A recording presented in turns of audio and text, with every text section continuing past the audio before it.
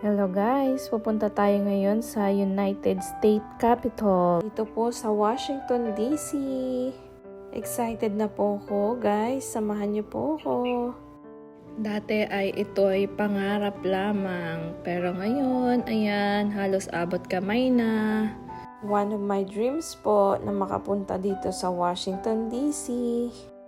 Kaya kung kaya kong napuntahan po, kaya nyo din puntahan. Huwag po tayong mag-stop na mangarap, tuloy-tuloy lang po at abuti.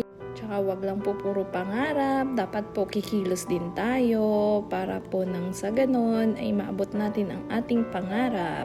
Ayun na guys, maglalakad tayo papunta sa United Capitol. Ganda-ganda dito guys at ang lawak ng kapaligiran. Ko po, ang ganda-ganda dito. Tara guys, samahan niyo ako, maglakad-lakad tayo sa paligid ng United Capitol. Kahit mag-isa lang tayo naglalakad-lakad guys, okay lang, masaya naman ako, enjoy po at ang dami kong nakilala along the way sa aking tour sa Washington DC. Ang dami pong mababait na tao, tutulungan nila ako mag-picture kasi kita naman nila mag-isa lang ako. So, nag-aalok din po sila na tulungan ako mag-picture, ganyan. Kaya kayo po, huwag kayong matakot. Kahit mag-isa po kayo sa buhay, okay lang yan, laban lang. Ang importante, masaya po kayo sa ginagawa nyo.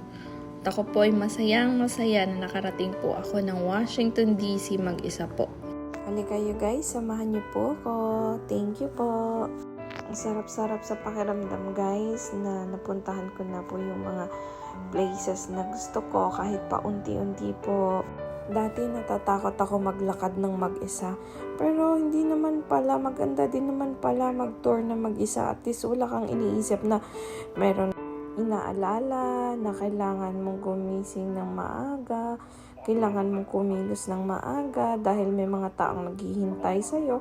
Pero kung solo mo lang pala guys, wala kang iniisip. At least napuntahan mo talaga yung gusto mo at walang nagmamadali na kailangan natin ganito, kailangan natin ganyan.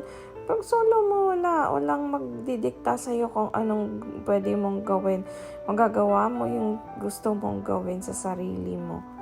Ang importante lang po ay nag-i-enjoy ka po sa buhay. Yun lang po. Thank you for watching guys.